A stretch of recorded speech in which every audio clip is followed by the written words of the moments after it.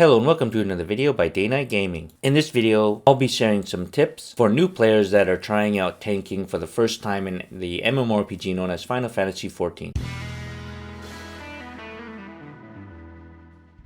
Alright, so the first thing I'd like to discuss is movement. Now, if you've already played an MMORPG like World of Warcraft, you probably have already gone in and changed your movement keys. But in case you haven't, I highly recommend doing this. So we're going to open up our system settings, and if you're using keyboard, the default should be escape. Now, as you can see here under movement, the default should be WASD for move forward, move back, move left, and move right. This move left and move right really just means to turn your character, and I don't think that's very important, but strafe left and strafe right are very important. So I'm going to reallocate those to strafe left is A and strafe right is D. If you absolutely must have turn left and turn right, you can go ahead and put it to like shift A or shift D or alt or whatever. Now also please keep in mind that I personally prefer WASD, but if you prefer a different format like ESDF or the arrow keys, that's fine. Go ahead and set it to whatever you like. Just make sure that you have strafe left and strafe right assigned to an easy key to use. And the reason for this is you should be using your mouse to turn the camera. Alright, so the next thing I want to talk about is something called keyboard prime real estate. Now, normally your shortcuts tab should have things like character under C and whatnot. But C is a very important button because it wraps around your WASD. So I like to move all those buttons all the way to the right of my keyboard because I don't press them often. Now, if you look at the screen right now where my mouse is, you're going to notice this blank triangle, and imagine that's my WASD keys.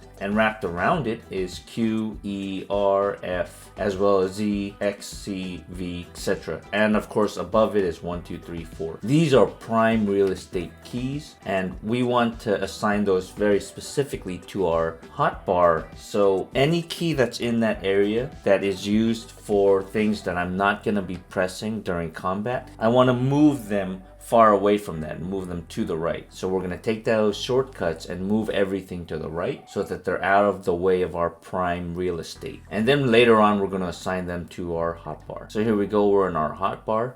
And one thing to take note of is hotbar 1 is the absolute most important hotbar. So we want to make sure we set that to a good hotbar. And the reason for that is, as you can see these arrows right next to it, you can actually change which hotbar 1 is currently showing. As well as it has the lock key, which allows us to lock the ability to drag and move hotkeys. And this is important because you randomly might accidentally remove a skill from your hotbar. So you always want to have that locked unless you're modifying your hotbars. So remember, hotbar 1 is very important. You always want to have that one active. Also keep note that I do not recommend copying my specific hotkeys that I have set to my hotbar. Everyone is different. Please make sure to take the time to allocate your keys to what's comfortable to you. Like if you look at my hotbar 1, even though it looks like my hotbar 1 is set to numpad, those are actually the keys on my mouse. So like I said, please take the time to find whatever settings are comfortable for your playstyle. Alright, so now we're going to open up our system settings and we're going to select character configuration. And under the red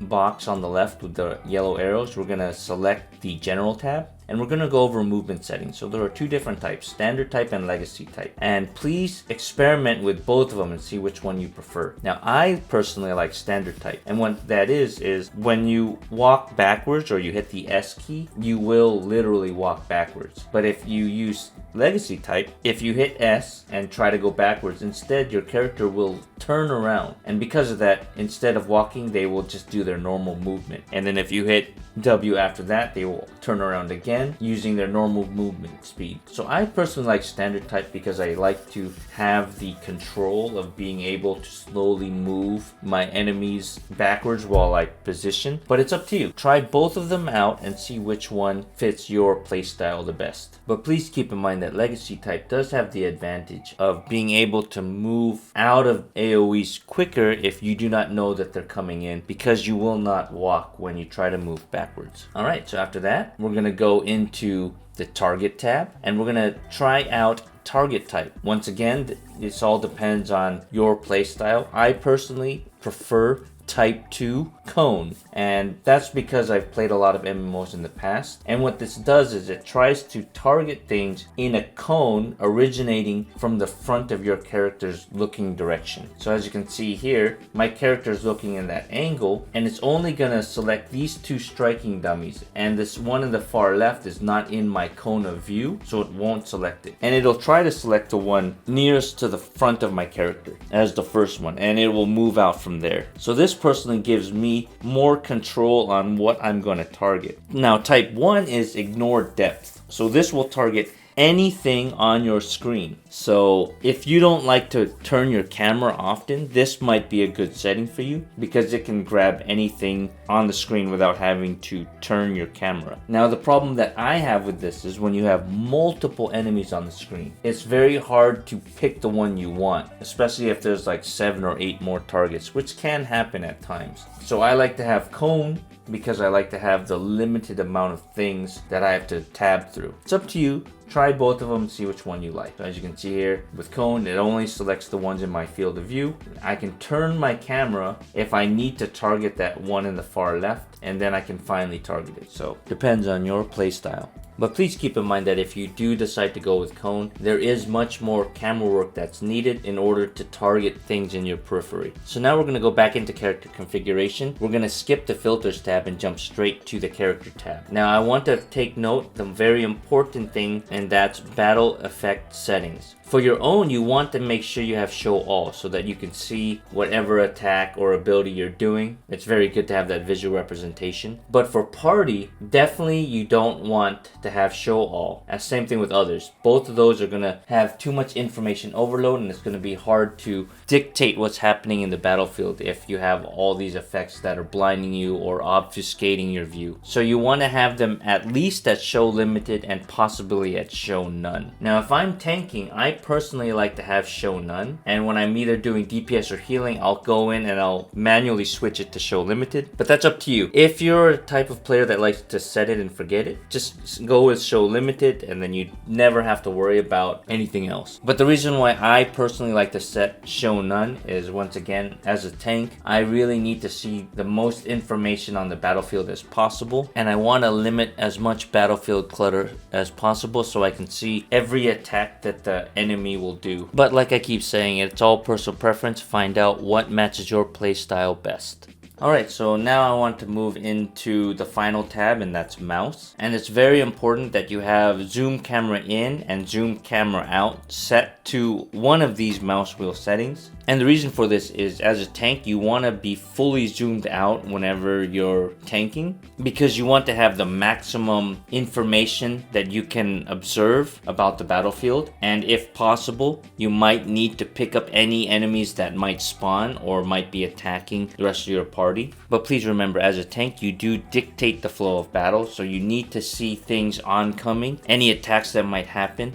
That way you can reposition the boss to a location that's best suited for your DPS to have the maximum amount of uptime. And while you're here, feel free to peruse the other menus that your mouse scroll can do. I personally don't change any of these, but I have heard of a lot of people who like to use mouse scroll for targeting, especially healers who like to use the mouse scroll to move up and down the party list. Alright, so now let's move down to item settings, and I highly recommend unchecking store all newly obtained items in the armory chest. This is currently set to default, and it is very annoying, so I highly recommend unchecking it. And what that does is, anytime you get a new equipment, instead of putting it in your inventory, it will put it into your armory chest, like say your main weapon box or your helmet box. But you might not know what type of equipment you got, so by unchecking it, instead it'll go to the first open inventory slot, so you can easily find any new equipment that you might find. Alright, so since we're still on the subject, I want to touch a little bit on inventory interface as well as retainer inventory interface. Now, the default setting is set to normal, and what that does is for every inventory slot you'll click, it'll show just that one set of boxes. But if you move it to expanded, it'll show multiple boxes at the same time, and if you have open all, it'll show all your inventory boxes. So this this can be really nice. I personally prefer normal, but it's up to you. But when it comes to retainer inventory interface, I definitely like expanded,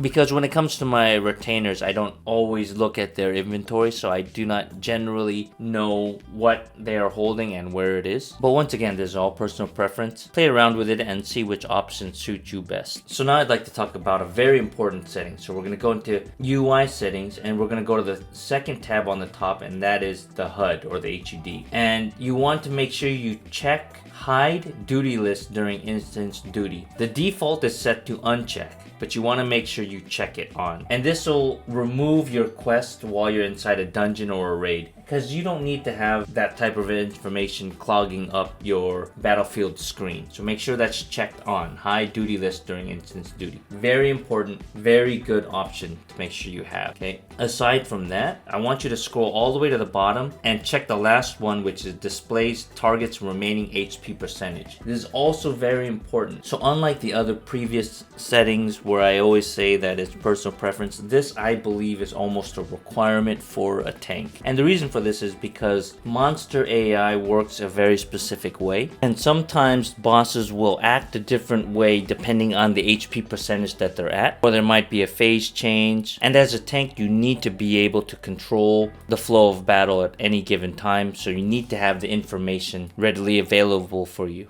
So now let's go on to display name settings. And this is very important. When it comes to your own name, you already know your name. You already know your title. So for display name settings, I like to have it when targeted. That way, when you're not targeting yourself, it's not clogging up your screen. This is very important because your character is always at the center of the screen, which means your name will be blocking very important real estate on the battlefield. Also, for HP bar settings, I like to have set when HP is below 100%. That way, when you're at max health, it's not there, and when you take a hit, you automatically know that you're damaged because your HP bar will pop above your head. For companions, it's up to you. Now we're going to move on to others. When it comes to party members, I always like to display their name because I want to be able to know if there's someone that I need to cover, if there's someone I need to heal, who might be in distress. So for party members, I always display name settings. HP bar settings, same thing. When HP is below 100%, that way I know when they're hit, I see their HP bar appear above their head. Very important. Companion, when targeted, you don't really need to know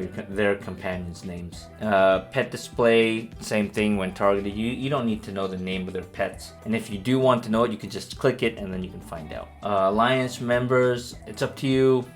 Pet display maybe during battle or when targeted. Other PCs, display name settings, definitely set this to when targeted. There's people that are just running around in the world outside. They're not in your party, you don't know who they are.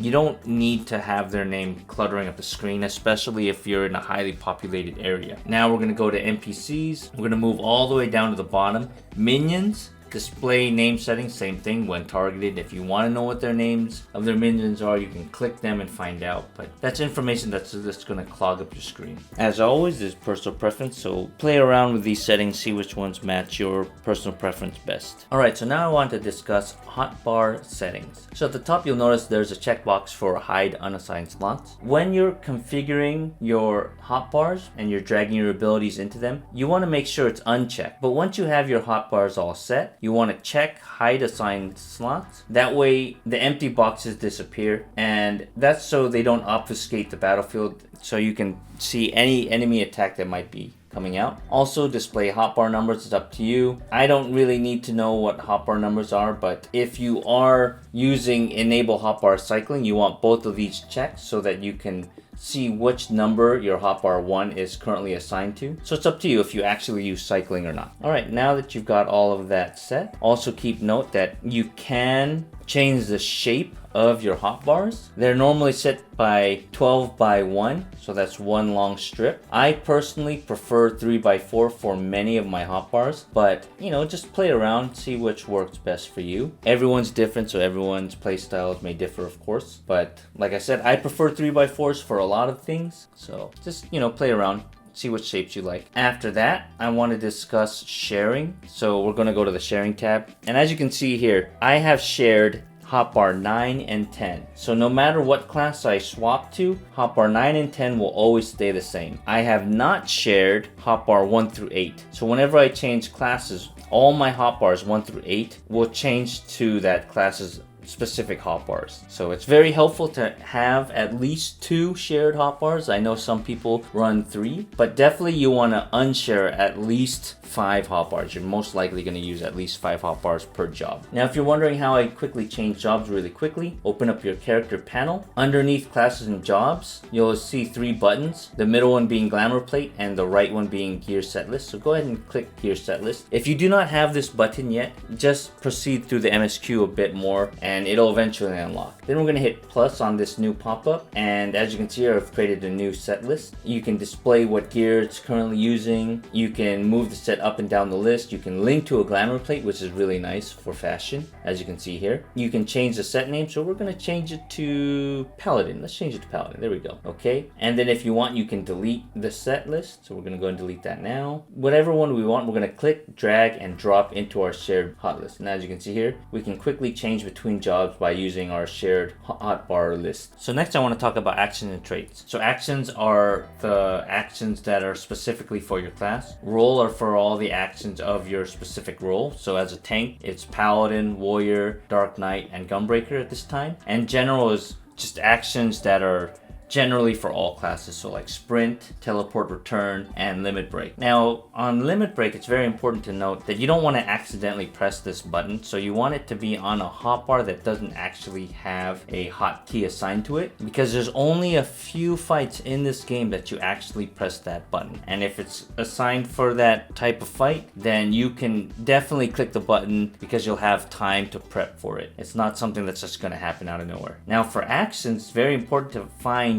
what your tanking enmity boosting buff is. So for a paladin, it's called Iron Will. So you definitely don't want that on a hotkeyed hotbar because you won't be changing that often. And your invincibility move, now this is up to you. I personally don't like to have it set to a hotkeyed button, but some people do. It's up to you. I generally know when I'm going to press Hollow Ground before I'm actually going to press it. Now before we continue, I need to talk about enmity. Enmity is basically FF14's version of aggro. The player with the most enmity will be the target of said monster. And it's very easy for a tank to generate enmity as long as they have their tank stance up. Now we also have an ability called Provoke, which will instantly generate a large amount of enmity or aggro. But it's an instant off global cooldown ability. Because it's so easy to generate enmity, it's very important that tanks do not, I repeat, do not use this in the rotation and instead save it for when they need to draw aggro instantly. As you can see here, it's very easy to generate enmity using your regular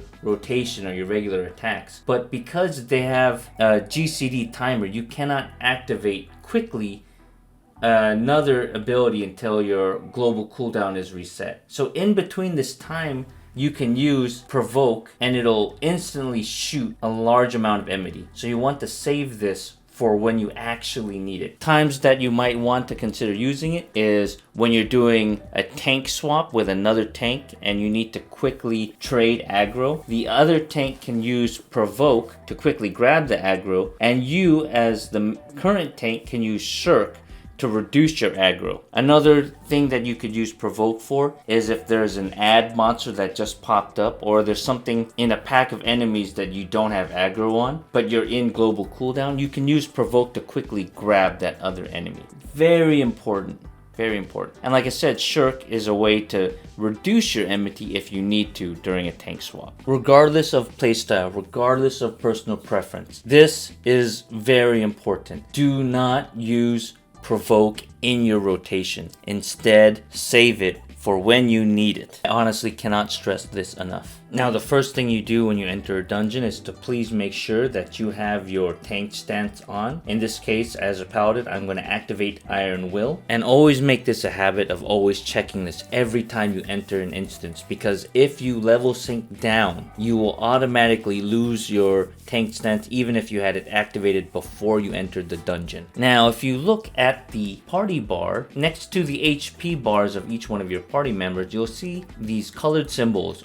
Blue is tank, green is healer, red is DPS. Now underneath those will be the enmity bars for each of these enemies. As you can see here, as I use my abilities, I now have a red bar underneath my blue shield. That red bar, since it's full, means I have the highest amount of enmity from that target in my party. And if you look at the red mage, he has a semi-filled yellow bar. Since it's not completely filled, that means he does have some enmity on this monster, but it is not the highest. So as you can see here, it's very easy for a tank to generate a large amount of enmity just by attacking. So they do not need to use Provoke in their rotation. Now as you can see, off to the side there's a Legion Predator off of my screen. And I want to quickly grab his attention, but I'm currently locked in a GCD, so I cannot use my range attack, which as a paladin is shield lock. So instead I'm going to use Provoke to quickly grab the enemy.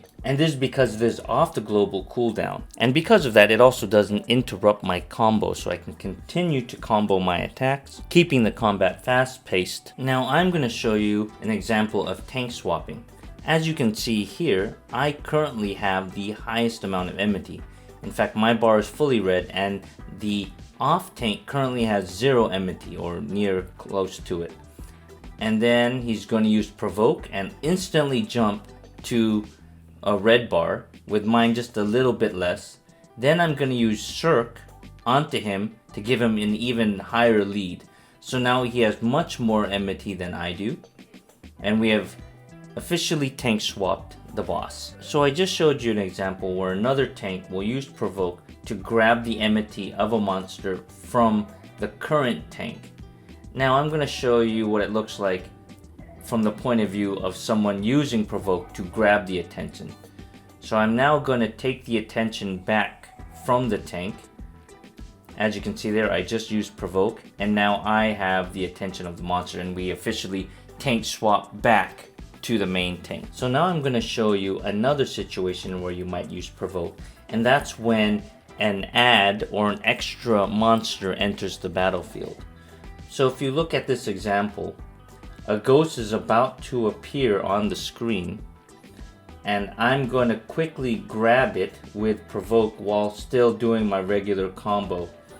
And as you can see there, it has appeared, and I am now going to use Provoke on the ghost and then quickly go back to the boss and continue my rotation as normal. And there we go. Now I have the attention of the ghost, and we can continue the fight as normal. Thank you, hope you enjoyed this video, and if you did, consider hitting that thumbs up, hitting that subscribe button, and ringing that bell for future notifications on videos that I might be posting in the future. And in case you're interested in supporting the channel even more, I do have a merch website at streamlabs.com/DNGdangerous/merch. And until next time, take care, goodbye.